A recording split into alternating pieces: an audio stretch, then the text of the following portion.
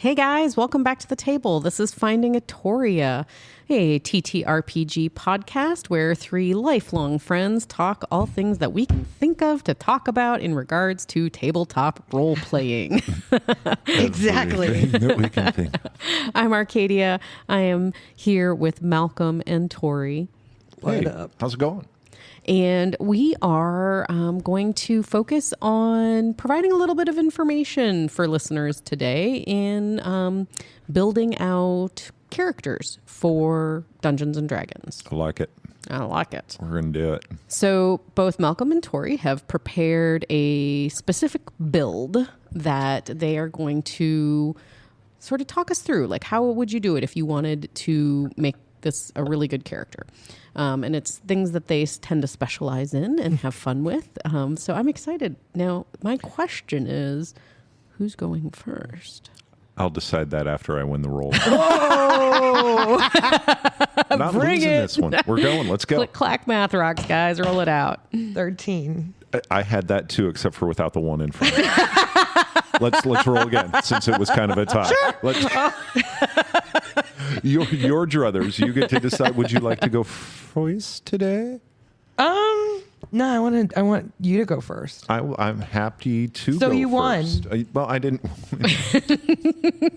She was kind enough to let you choose. Softening the blow. Oh goodness. Okay, so I did. What are you building for us? I'm going to go through a build for a type of character that I believe every party needs and is very fun to play, but I think means different things to different people. So I'd like to walk through building that tank for that party, that character that is going to represent the tank of the group. So, because you said it can mean different things, define for me. What are you saying the tank is? So what makes a tank to me is a little bit different than what it classically means. And I think that the tank from the battlefield, if we look at, when it's been employed in war as a mechanized tool of war, is there to deliver and absorb damage. And Sure. So your tank to me, first and foremost, needs to not be squishy. Not be squishy. A squishy tank is a bad tank. So it should not be a wizard. Should it, Harry? No, it should not. I do think that there's more to that for a tank than just being able to take damage. But you do want to see a high armor class. You want to be tough to wound if you are going to be a tank because you're going to be out front. You want to have high hit points. You want to have a lot of hit points and you want to have a lot of resistances. And those are from the armor. So you're going to put a lot of your coin into making sure that you're in a sturdy shell. And then other resistances, things that are going to make you tough to hit. And here's the one that not a lot of people put into for a tank, but you need to have taunt mechanics. You need to be able to get the focus of battle on you. Look at me. Look at me. Don't look at the sneaky fucker with the knife. Right. So I'm going to have things that piss off my enemies, that make me the target of, and change that battlefield dynamic from they've got a plan, they're going to execute their attack. No. I'm going to wreck your shit. You're going to come over here.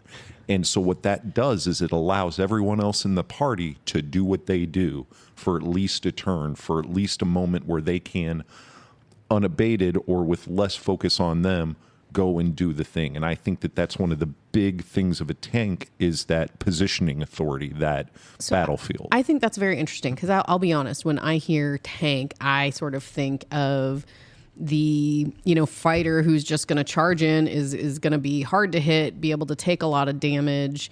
But yeah, I guess wasn't thinking about the strategical or intellectual portion of that you're bringing up. So I really like that. I like the idea too, because it allows, once again, it frees up other players to do what they can do best. So there's more purpose other than just someone who can deal damage. Dipshit in a can. And really the dealing damage is the secondary part of it, honestly. I think it is a tank. You should have a cannon. You should be able to bash shit, but it is more about directing the opponent's resources and action economy towards you and allowing your party to be effective. Okay, I like this. Okay, so where do we start? You can tank out a bunch of classes. I was going to say, would there be a class that you think is better than others? So if you go back to the earliest days and you're trying to build a tank and you're looking for that fortitude and you're looking for that species-based, race-based ability to start a tank from, you almost think of the dwarf immediately.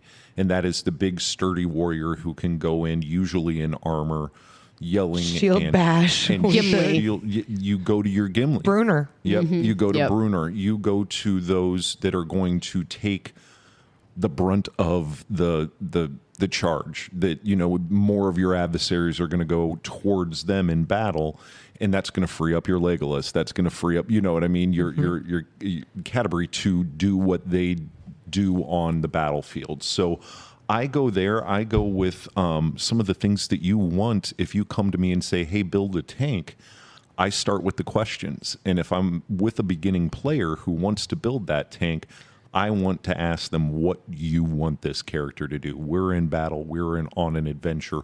What do you want to see this tank doing? Because if it's about going in and dealing damage, okay, then we need to have a different conversation. You might want a frontline fighter a little bit more.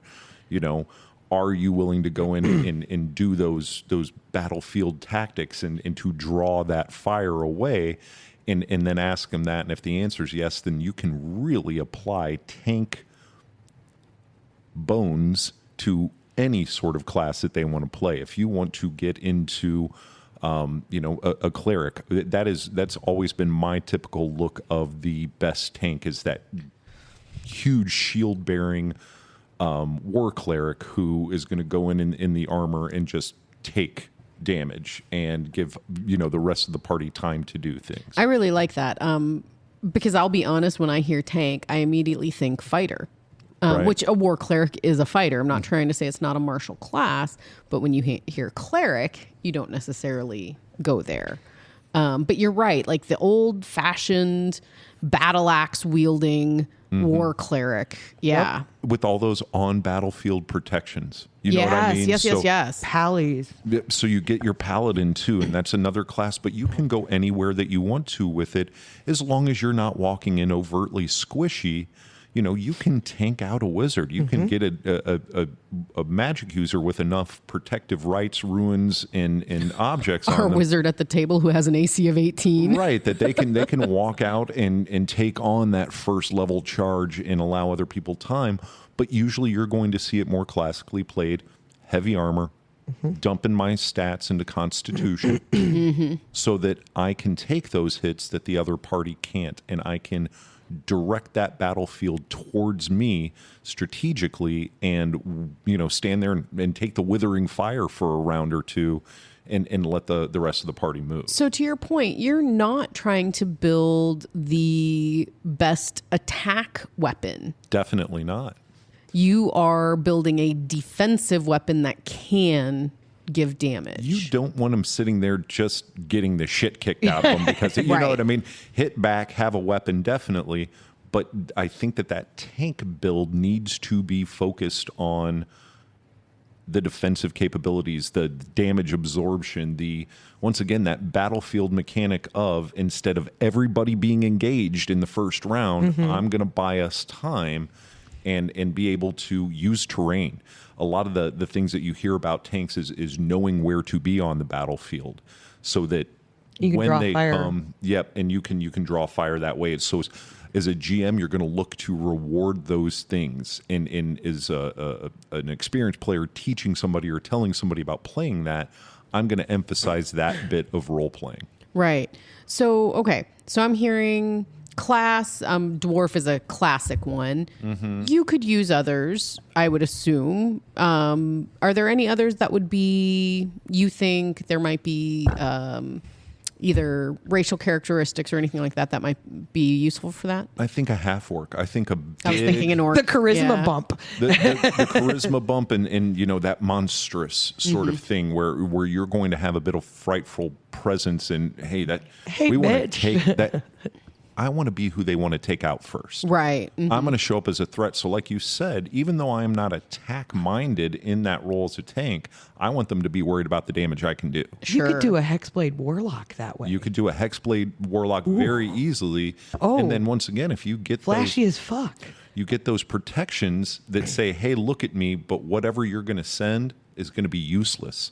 So would you put Constitution and Charisma over Strength and Dex? I would put Constitution above all, and I would keep Charisma from being a junk stat. Okay. I don't know that, because I think also a mobile tank, harder to hit. Right. Go back to your real world examples where you had panzers running around, our tanks and just plucking them because they were more maneuverable. You can have a tank, and then think about that third dynamic now. Now I'm drawing fire and I'm mobile, so I can literally orchestrate that battlefield. If somebody is, taking fire that shouldn't be, go over there. I've got enough speed and enough dexterous movement that I can, hey, no, you look at me too, and run that tank in multiple areas on a battlefield. All right. I like that.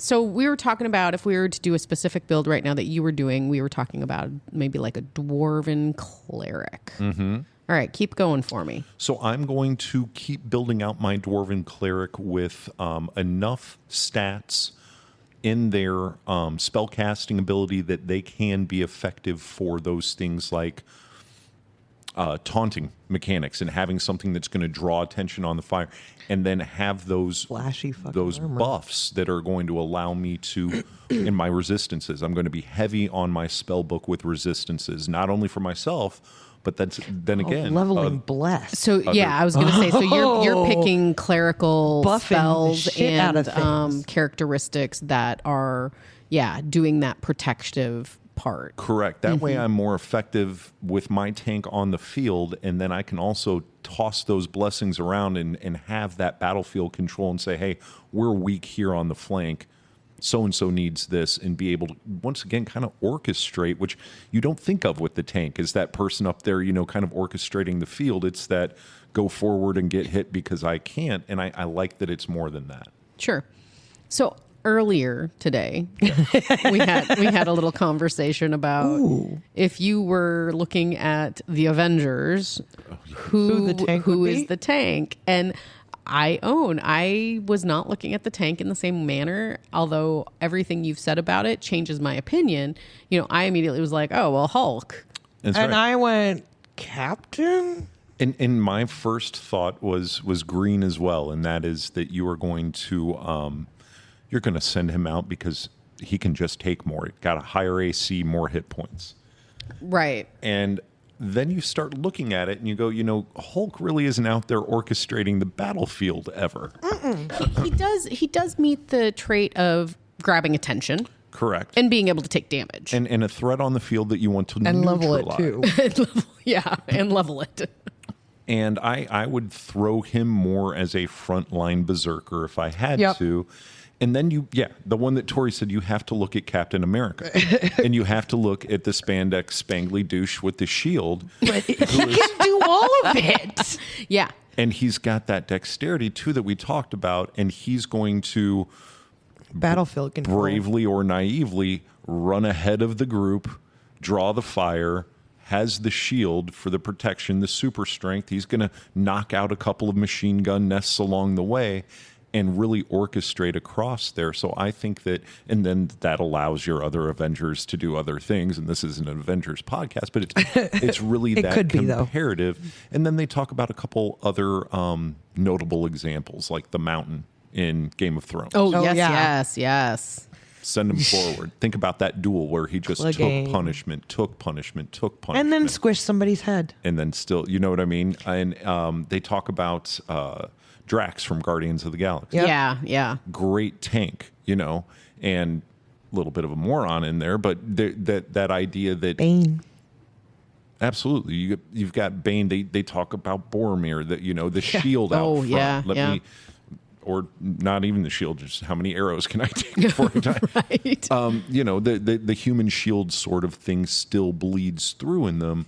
But I like to think of them as more than that. I like to think of them as more than just your best AC going out in front of everybody, that you have an opportunity with a smart group at the table, an engaged GM, to have a little bit of mini conflict battlefield control play out. And I think that that's a deeper way to run a tank. So that's what I would focus on with the beginner player for that build. Okay, very That's cool. cool. I really do appreciate too that this is not you're going to put this stat, No. at this amount, and you're going to choose this characteristic. We're trying to help people understand of these are the things you want to focus on, but build your character. Yeah. Tell me what you want to do, and I can help guide you to where you might get that result. And I think that it was fun to kind of take a look at tanks under that light. So Very cool. Well, honestly, I will be fully above board. It gives me a better view, a more desirous view of having that character at the table. right, it's better than the dipshit in the tin can that can just take a punch. Right. Yeah. Absolutely. Yeah. Very you cool. can get more done with it. You can.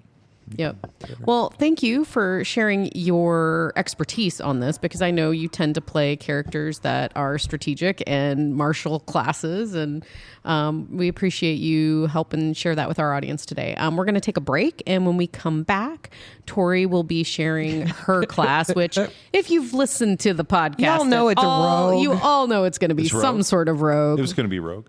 I know. Are you shocked and surprised? All my spellcaster questions are going to All right. So we will explore that after the break. Thanks, guys. When you sit down at the table, open the books, and spill out the dice, you're looking for an epic adventure. Tabletop role-playing is more popular than ever, and every day new players join our great hobby. My name is Steve Kellums, and I'm the host of the Epic Adventure Podcast. I'm just a fan with a radio voice, but joining me on this quest will be Mike Howlett, the co-founder of Oddfish Games, a great independent game company, and Christina Stiso, a PhD student studying game-based learning. Together, we will discuss all things tabletop gaming, from character creation to world building to setting and pacing. We will give you tips and tricks to make your games, well, epic. Like and subscribe to the Epic Adventure Podcast today. This episode of Finding a Tori is brought to you by Wordleaf Media. The Finding a Tori podcast is looking for guests for our upcoming episodes. Are you or someone you know passionate about the TTRPG community and have a story to share? If so, contact us on our socials or reach out at wordleafmedia.com/findingatoria. And now back to your program. Hey guys, welcome back to Finding a Toria. We're so glad you've joined us at the table today. We've been talking with Malcolm and Tori about building out some of your favorite characters for D&D 5e. It's fun. It is fun, and surprise, surprise, I get to talk about rogues. Tori's gonna talk to us about building out a rogue.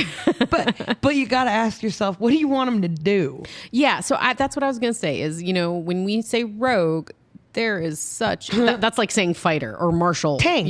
Tank. What does it? Yeah. What kind of rogue are we going to talk about, and how would you decide that if you were sitting down to build a character? The question that I asked, what's his face? I can't remember. Yes. Is what do you want them to do? Okay. Right. What do you want this?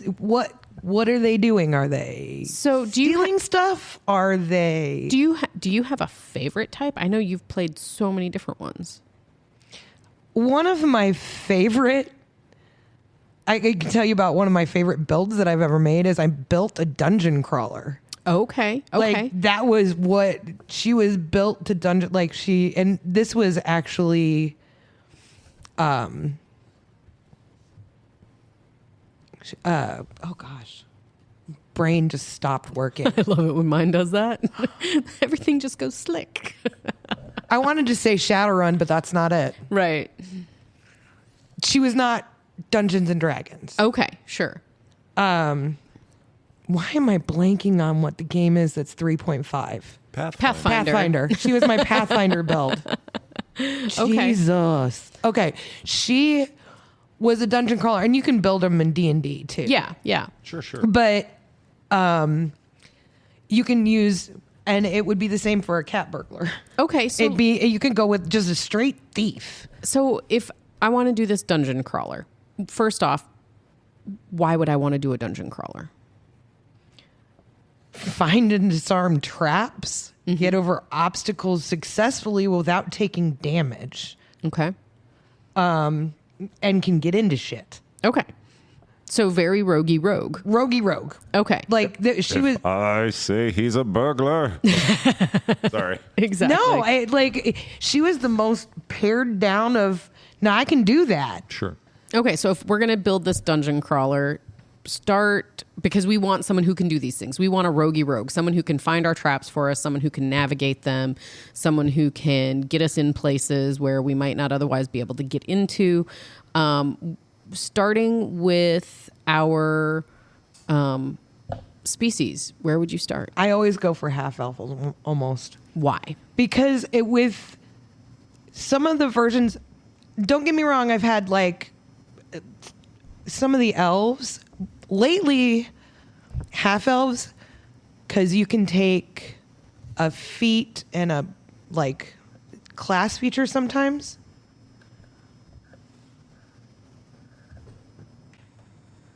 All right. So one of the either an elf or a half elf. Half elf, I have liked using the with the half wood elves. Sure. Because wood elves give you Mask of the Wild. Okay. Oh, yeah. And you can choose that or a feat. Because it's half human. Mask of the Wild just gives you bumps Being with able to hide. stealth. Yeah. Sure. Which Yeah. is a big, huge thing. If you're going to sneak, make sure you can sneak. Sure. Now, with the fact that in the most recent 5.5 edition, we don't have half species per se anymore. You would take, you can take the two parentages. I was gonna and you say, can do take you- one from parts from each. Okay, I know that's what I was going So to say. that Do you was- think there would still be benefit to doing that? That was my latest, my little sniper that I'm running at the other table. She's half wood elf. Okay, very cool. And she got a feat in the Mask of the Wild. Okay, yeah. So- Okay, so there's good racial. I guess I get the elfin part. What does the half? What does being human get you? You get the feat. Okay, And gotcha. since most rogues are skill monkeys, and you want skill monkeys, especially if you're going through something, and dungeon crawls, you're going to use a lot of those skills that you might.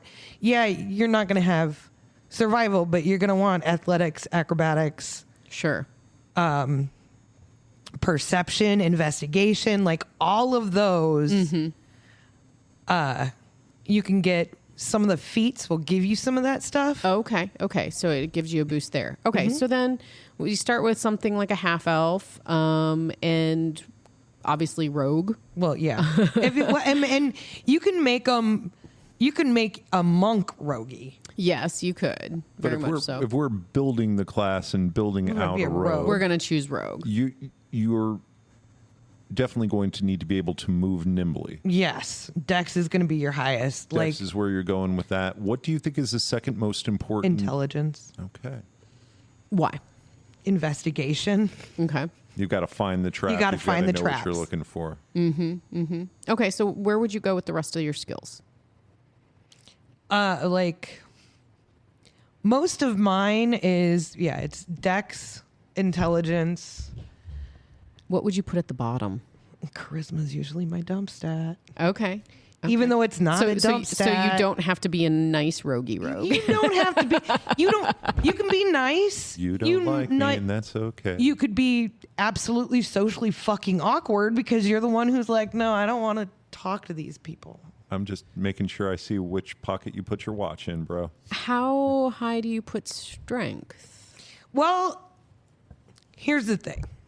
Athletics, technically, climb is an athletics Right. role Yep. rather than acrobatics. Correct. Yeah. So, athletics versus acrobatics. Strength is versus not. dexterity. Usually, I'll put con next because you're harder to hit, but your hit points are not the best. Okay. Sure. Rogues are Yeah, squishy. rogues don't so have high hit. Constitution is never a dump staff, folks. Right, because you can't rock 'Cause out you any want- metal mail, and you can't put on You anything can't put on big flanky. armor. Yeah. If you want to stay alive. If you want to stay alive, you got to like, don't dump con. Right.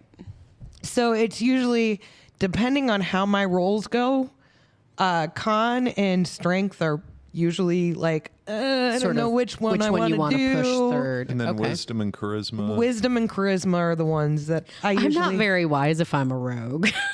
Well, you can be really wise or not. And a good GM's going to find a way to use that for and Right. against you, I'm sure. But Sure.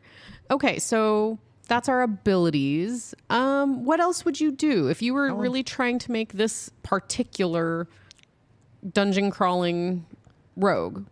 is gear Yeah. gear important? Because it doesn't feel like gear is important for the rogue as it used to be. It used to be way more, but with the correct, some of the freaking feats.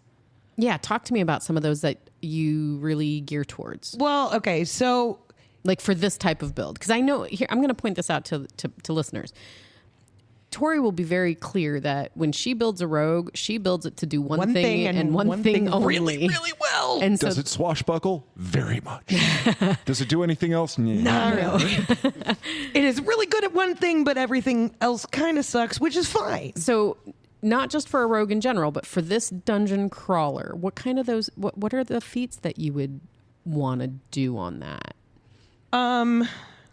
Okay, so here's the thing. I'm going to say one thing that is a very good feat, Yeah. but not necessarily for a rogue because rogues are skill monkeys. Right.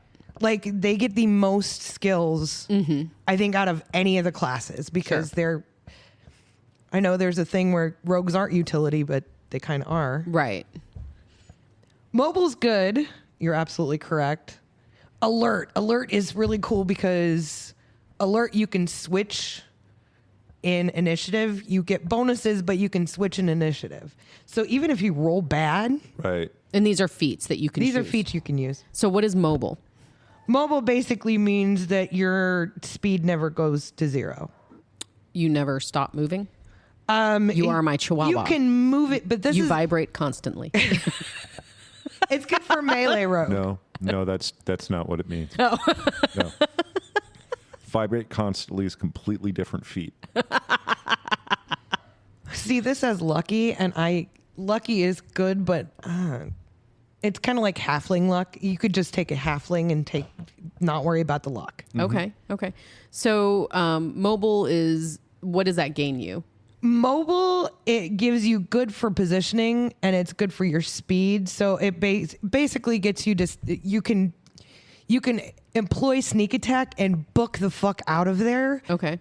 That's what prevents you from being left in the lurch after you go in. And You're not going to provoke an attack of opportunity. Okay. Right. Okay. But the thing about mobile is the problem with it is you already have as long as you have your bonus action and you are above a level 2, you have the ability to disengage. Right. Right. Okay. So our dungeon crawler, we're not focusing quite so much on, say, melee combat. And we were talking about equipment. How does that impact our dungeon crawler? What kind of equipment do you want to look in? Honestly, the gloves of I think it's What do they do? they increase your sleight of hand. Oh, okay. How would that help the dungeon crawler? Picking locks. Okay. Sure. That's exactly. Sleight of hand can be used to pick locks. Okay, I did not know that. I'm thinking only like, I know. stealing Pickpocketing. or Nope. yeah. Your sleight of hand checks can. Is for getting into locks as well. Okay. Nope. So you're not going to be sitting there like some of our friends on a famous cartoon where they couldn't get the door open, and they couldn't get the door open, and they couldn't get the door open, and then they got pissed on or something. I went in the window. Yeah. So they have, And they had a rogue with them I that know. was just getting shit rolls. All of them were terrible, and it took them 4 rounds and That is 3 big one of my spells. That is one of my favorite scenes. It took the bard to get through the goddamn door. So one of the things that I found in feats that I think for this particular build would be awesome is they do have the Dungeon Delver feat. Yep. Ooh. And I have never taken that though. And because it rarely with the rogue are you finding that, and that's why I think this is so interesting, building one that is just for that, and they give you the feats that are going to give you the advantage on saving throws for traps, give you the advantage. Alert to is a find beautiful. Traps. And it's those skills of why are we sending you out 30 yards ahead of the rest of the group so that you can do some of this shit.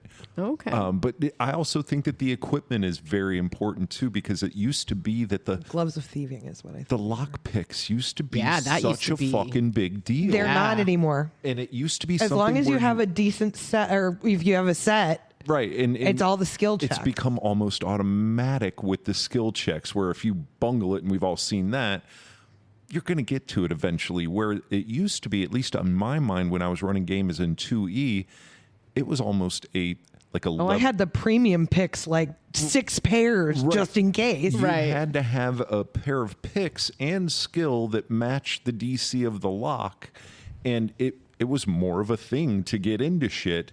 Now it's, I don't know. You take a penalty if you didn't have lock picks. Right, but you're still getting that roll, and you're still getting usually favorable odds on the roll. I'm using my dagger to pick this lock. My You're gonna lance take- +4. Okay, go ahead. Get on with your bad self. you can't go there. The wizard opened the door. Or when we didn't have our roguey rogue as a rogue. The rogue went, because the rogue was not playing a rogue. I know. The rogue was playing a cleric. So, okay. So we've got, what else? Any other things that you think would be important to focus on if you're trying For to the build your dungeon crawler? The Dungeon Delver one is a good one. I've never used it because usually I don't. There's other shit you have to do. You're more of a street level rogue most Yeah. times, yes, and different, and where your assassin rogue is probably not going to go for the Dungeon Delver feat, Correct. Right. Because and that's why once I again I almost love always- this build. Yeah. Because I'm going to want more things than just weapons. You know, I want. If Oh I'm yeah, doing that, like I want caltrops, like acid vials, like any of that stuff is all very fucking useful. I need a big fucking rope too. Rope. I'm gonna Grappling hook. all Like of all that those- shit's in my bag of holding. that Dungeon Delver kit almost of things that hey, what You can get that dungeoneering pack. Yep. Dungeoneering I pack. would Yep. One of think the that starting. you would need that for your cave-ins, and can I Yep. pick my way out? And you know, do I have enough to? I'm coming in half elf, so I've got some dark vision working for me, dim Yep. vision, but it's not great. All of those, yeah. I think I think we just I kind of. think I used to have hooded lantern. Mm-hmm. I had the bullseye lantern. I had all sorts of random shit. Mm-hmm. You Because- get magic being an elf, half elf. I didn't take it. You didn't take it. Okay. What would you I take instead? took the feet instead. The feet instead. And I think I took alert Okay. because you can't get caught surprised. Right. Right, that's the whole And thing. you can move in initiative. Right, with alert is that nobody can get the drop on you. You're never flat footed. All right. So we gave a whole list of tanks in media. Give me the dungeon crawlers that you could think of. Bilbo. I know. I was like, easy one, Bilbo. He had no gear. Nothing. Only his wits and luck. And you talked about the one thing, it's Vax. I know. Good question. There's not like There's not a ton that There's I'm not coming a to mind ton. with. And I know he's a ranger. He's the ranger. But Subterranean Driss was a bit of a dungeon delver. he was. Fair. Dealt with all of those Yep. terrain issues, the underground, the traps of getting around the city, He used his brain to get around the traps rather than disengage and walk straight through. probably not a classic rogue. Yeah. I mean, he's But yeah. the ranger, But I was thinking about that earlier when we were talking about class, and we were like, oh, well, rogue. And I thought, ranger might fit this.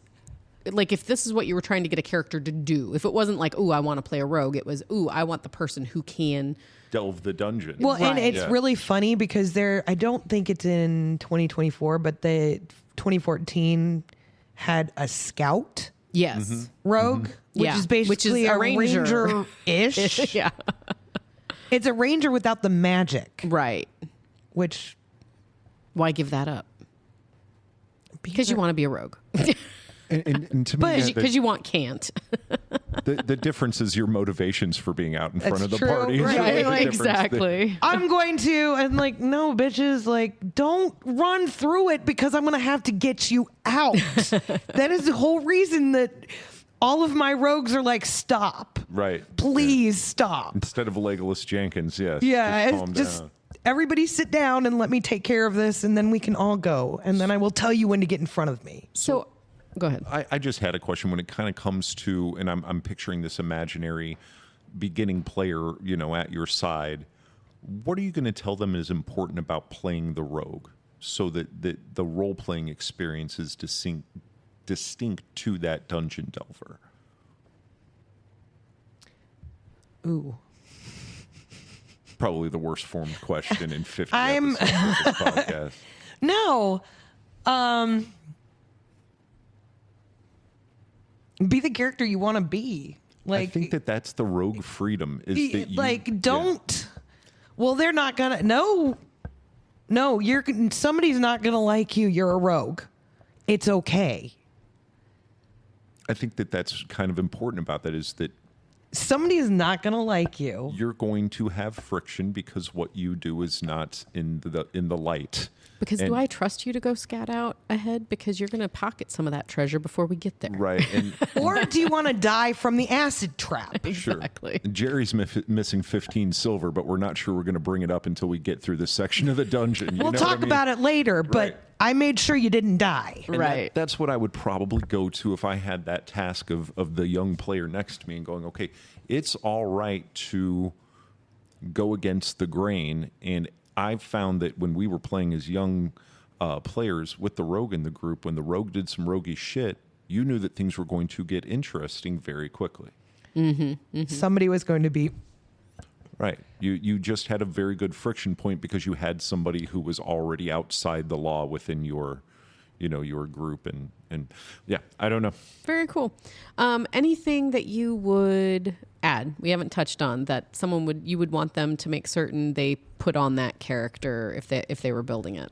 Honestly, like, and I'm going to put it out there, my build isn't anybody else's build. Right. Definitely. Like, yeah. if you want to make them, I will say one of my go-to feats that I haven't, like, and it gets an honorable mention, but it's crossbow expert because it gives you an extra attack. The problem is it burns your bonus. So if you want to do any of those cool ass like class features that is basically the one reason you would want a rogue is the skills, and you have cunning action because you don't have extra attacks.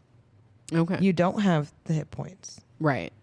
But I have all sorts of shit I can do on my bonus action. And Right. if you are playing a rogue in this version of the game, learn sneak attack and tell your table mates how to help you get sneak attack, regardless of the type of rogue you are.